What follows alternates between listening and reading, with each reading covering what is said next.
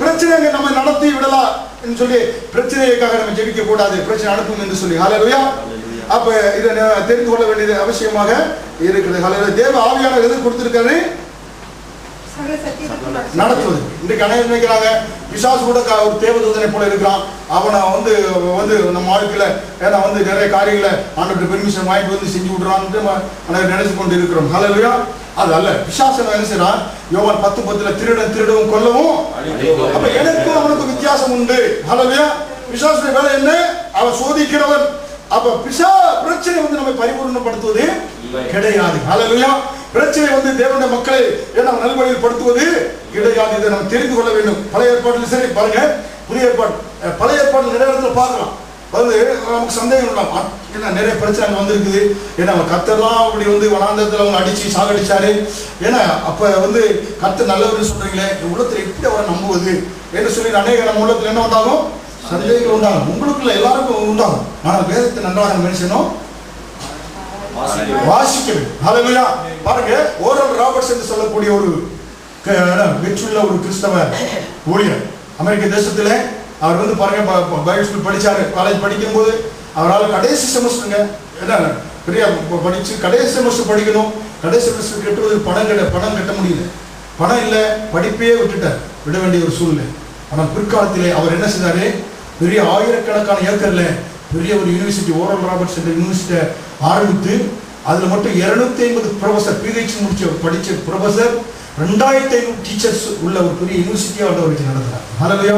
இந்த oral Roberts என்று சொல்லக்கூடிய அந்த ஊழியர் தான் இன்னைக்கு டீச்சர்ஸ் முன்மாதிரியாக ரோல் மாடலாக அந்த யூனிவர்சிட்டி ஆரம்பிப்பதற்கு அவருடைய மகன் ரிச்சர்ட் ராபர்ட்ஸ் அதை நடத்தி கொண்டிருக்கிறார். அவரை இஸ்ரேலில் இருக்கக்கூடிய இயேசுடைய கல்லறைக்கு சென்று இந்த உயிர்த்தெழுந்த இடத்துல போய் பார்த்து அங்கு உருண்டு பிறண்டு அந்த வல்லமை பெற்று வெளியே வரும்போது நுண்டியாக இருந்த வாட்ச்மேன் காலை பிடிச்சி ஒத்த காலில் இருந்து ஜெபித்த பொழுது அவனுக்கு கால் கிடுகிட்டு வளர்ந்து அப்படிப்பட்ட அந்த ஊழியக்காரர் என்ன சொன்னாரு? இந்த பைபிளை படிச்சு பார்த்துருக்காரு. பழைய ஏற்பாட்டில் புதிய ஏற்பாடு வர படிச்சு பார்த்ததுல அவருக்கு நிறைய சந்தேகம். பழைய ஏற்பாட்டுல பார்க்கும்போது இயேசு கிறிஸ்து அங்க அந்த ஆண்டவர் அந்த பிரச்சனை கொடுத்தார், இந்த பிரச்சனை கொடுத்தார், அந்த வியாதி கொடுத்தான்னு இருக்குது.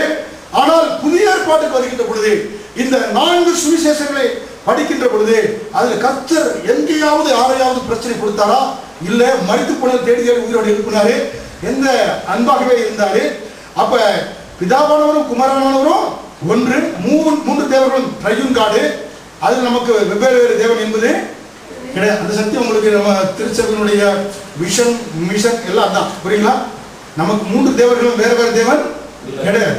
அரசாங்கத்துக்கு சொல்லியிருக்கிறோம் உங்களுடைய திருச்சபையினுடைய கொள்கை என்ன, 3 தேவர்கள் ஒரே தேவன் அரசாங்கத்துக்கு கொடுத்துருக்கோம், எழுதிருக்கோம். ஹல்லேலூயா.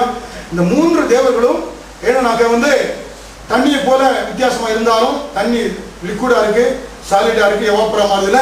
அதே போல இந்த 3 தேவர்களும் ஆதியில பிதாவானவர் இருந்தாருனாங்க. அவர் அங்க சில காரியங்கள் பார்க்கிறோம். ஆனால் குமாரனாகிய இயேசு அவரை பார்க்கணும்னா நன்மை செய்வதா இருக்கிறாரு, எங்க தீமை செய்யவில்லை சொல்லி அவருக்கு உள்ளத்துல பெரிய போராட்டம். பைபிள் படிச்சு பார்த்திருக்காரு. அது மட்டும் இல்ல, 4 சுவிசேஷத்தையும் 200 முறை, மத்தேயு, மார்க்கு, லூக்கா, யோவான், இந்த 4ஐயும் ஓரல் ராபர்ட்ஸ் 200 முறை திரும்பி படிச்சு பார்த்திருக்காரு. அங்கே பார்க்கிறார். ஏன்னா 1 யோவான் 5:7 நாங்கள் பரலோகத்திலே சாட்சி கொடுக்கக்கூடியவர்கள் 3 பிதா, வார்த்தை, பரிசுத்த ஆவியானவர், நாங்கள் மூவரும் ஒருவராக இருக்கிறோம் என்று சொல்கின்ற பொழுது பழைய ஏற்பாட்டில் இருக்கிற பிதாவானவர் தான் புதிய ஏற்பாட்டில் இயேசு கிறிஸ்து பூமியில 33 வருடம் 3 வருடம் ஊழியம் செய்தாரு. அவரும் ஒரே தேவன். அவர் என்ன பழைய ஏற்பாட்டில் சொல்லப்படக்கூடிய அந்த பிரச்சனைகளை இவர் அனுமதித்து இல்லை என்ற ஒரு முடிவுக்கு வந்தாரா? வந்தது மட்டுமில்ல, God is good God சொல்லி ஒரு புத்தகத்தை எழுதி வெளியிட்டாருங்க. பல மில்லியன் கணக்கான புத்தகங்கள் அது விற்பனையாகும். ஹல்லேலூயா. ஆராய்ந்து பார்த்து 4 சுவிசேஷத்தையும் எத்தனை முறை படிச்சிருக்காரு? 200 முறை திரும்ப பாய்ச்சி பார்த்து ஒரு உண்மையை கண்டுபிடிச்சாரா? அது என்ன கண்டுபிடிச்சாரா? கர்த்தர் மிகவும் மிகவும் நல்லவர் என்று. ஹல்லேலூயா. அப்ப கர்த்தர் நல்லவராக இருக்கிறார். ஹல்லேலூயா. அப்ப கர்த்தர் நல்லவராக இருக்கிறார்னா நம்ம வேதவசனத்தை பார்த்தோம், சிச்சைன்னு பார்த்தோம். சிச்சையினுடைய ஒரிஜினல் கிரேக்க மொழியினுடைய அர்த்தத்தை கண்டுபிடிச்சிட்டோமா? நரிஷ், அதாவது நர்ச்சர், பேணி காப்பது, பராமரிப்பது, பால் ஊட்டுவது போல ஊட்டி நம்மை நல்ல படிப்பா, நல்ல கெட்ட நம்மகிட்ட போகாதப்பா ஒரு தப்பு பண்ணி சொல்றாரு. அப்படியாக ஏன்னா அவனை பிள்ளையை நம்ம சிக்ஷிப்பது போல சிக்கிறது. ஹல்லேலூயா. பிள்ளை வந்து அந்த சூடா இருக்கப்பா கொடுத்தானா லேச கையில நினைச்சிட்டோம் பிள்ளைய டாக்டர், புரியுங்களா? அதுக்காண்டி பெரிய கம்பெடுத்து கையை ஒடிக்கிற அளவுக்கு அடிக்கிறோம் இல்ல. தகப்பன் அப்படி அடிப்பது இல்லை. தகப்பன் பிள்ளைக்கு சிக்ஷிப்பது போல சொன்னதை நீங்க மறந்துடுங்கன்னு சொல்றாரு. ஹல்லேலூயா. அதுக்கு பேருதான் நரிஷ், புரியுங்களா? நர்ச்சர் அண்ட் அட்மானிஷன் என்று நம்ம பார்த்தோம். அப்படிதான் ஆண்டவர் செய்கிறார். ஆனா இங்க பார்க்கிறோம், நம்ம சந்தேகம் கிளியர் பண்ணணும். என்னாகும் 21:6 பார்க்கின்றோம், ஆண்டவர் அங்கே ஜனங்கள் மத்தியில கொள்ளுவாய் சர்ப்பத்தை அனுப்பி கடிக்க வைத்தார் என்று இருக்குது. ஹல்லேலூயா. இருக்குதா? என்னாகும் 21:6 நம்பர்ஸ் சாப்டர் 21:6. அப்பொழுது கர்த்தர் கொள்ளிவாய் சர்ப்பங்களை ஜனங்களுக்குள்ளே அனுப்பினார். பாருங்க, அநேக கத்தி ஜனங்கள் மத்தியில இப்படி பழைய ஏற்பாட்டு வசனங்கள் எடுத்து என்ன இப்படி போட்டிருக்கு. ஏன்னா வந்து இதை குறித்து சந்தேகம், புரியுங்களா? இதை படிச்சுட்டு தான் ஓரல் ராபர்ட்ஸ் என்ன பண்ணாரு, இப்படி எல்லாம் போட்டிருக்குது, கர்த்தர் அனுப்புவாரா என்ற சந்தேகம். அவர் ஆராய்ந்து பார்க்கின்ற பொழுது இயேசுவை பார்த்தார். பிதாவும் குமாரனும் பரிசுத்த ஆவியானவர் எப்படிப்பட்டவரா இருக்காங்க? மூவரும் ஒன்றாய் இருக்கிறார்கள். ஹல்லேலூயா. அப்ப இருக்கின்ற பொழுது அப்ப வந்து இந்த ஃபியரி சர்பென்ட் இருக்கு பாருங்க. அப்ப கொள்ளுவாய் சர்ப்பத்தை ஆண்டவர் அனுப்பினாரா என்று சொல்லி அவர் வந்து ஆராய்ந்து பார்த்த பொழுது, புரியுங்களா?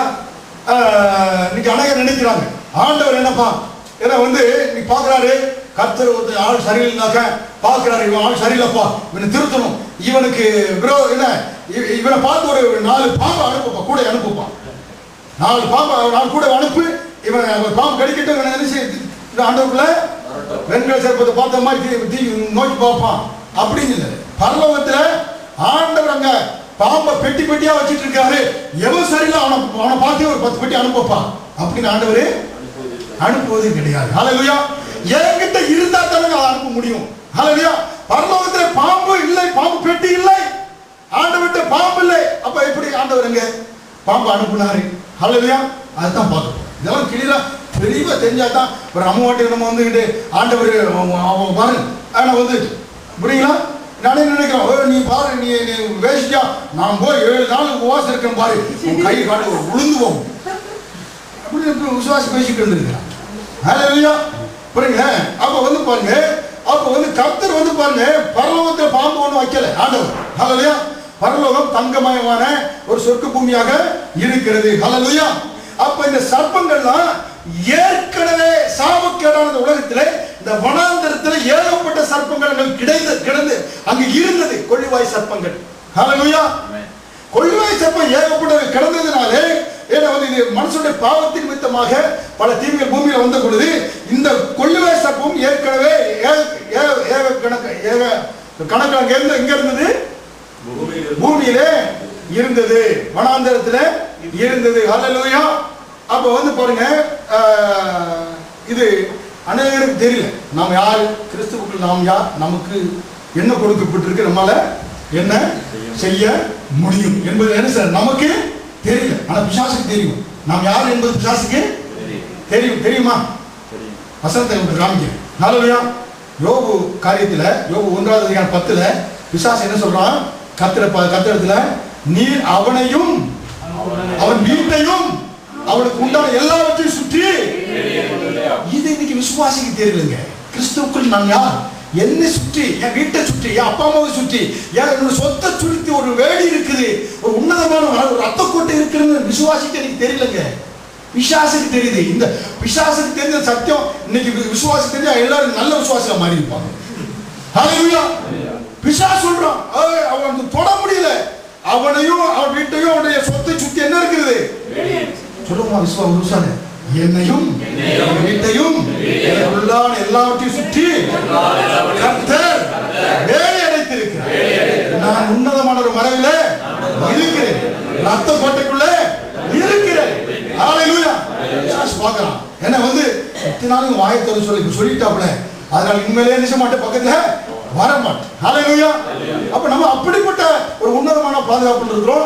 மேகஸ்தம்பம் அக்கினி ஸ்தம்பத்தை விட்டு வெளியே வந்ததுனாலதான் என்ன செஞ்சு கொள்ளிவாய் சர்ப்பம் கடித்தது.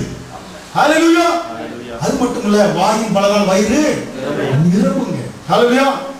நாயின் பலனால் என்ன செய்யும்? வயிறு நிரம்பும். அது மட்டும் இல்ல, உன்னுடைய வாய் மொழியினால் என்ன செய்தாய்? சிக்குண்டாய். நீதிமொழிகள் 6:2 படிக்கப்படுது. நீதிமொழிகள் 6:2 என்ன சொல்லப்பட்டிருக்கு? நீ உன் வாய்மொழிகளால் சிக்குண்டாய். நீ வாய்மொழியில சிக்குண்டாய். உன் வாயின் வார்த்தைகளால் பிடிபட்டாய். உன்னுடைய வாயின் வார்த்தையினால் என்ன செய்தாய்? பிடிபட்டாய். ஹalleluya. அப்ப வாயில் இருந்து நல்லதான் பேசணும். புரியுங்களா? ரெண்டு பேரும் கணவன் மனைவி இருந்தோம்னாக்க என்னத்தை அப்படின்னு பேசிட கூடாது. எதாச்சும் ஹalleluya. நல்ல வார்த்தையில வாயின் மொழியினால் சிக்குண்டாய், வாயின் வார்த்தையினால் என்ன செய்யப்பட்டாய்? பிடிபட்டாய். அப்ப இந்த கொல்லிவாய் சர்ப்பத்தை அனுப்புவதற்கு முன்பாக அதுக்கு முன்னால 2-3 வசனத்தை படிச்சு பாருங்க. அவங்க என்ன சொன்னாங்க? ஆண்டவரே நாங்க சாகணுமா என்று இந்த வனாந்தரத்தில் கொண்டு வந்தீங்க. சாவை குறித்து பேசினார்கள். சாவு வந்தது. கர்த்தர் ஒன்று என்ன பெட்டி பெட்டியா பாம்பு அனுப்புனங்க பரலோகத்திலிருந்து.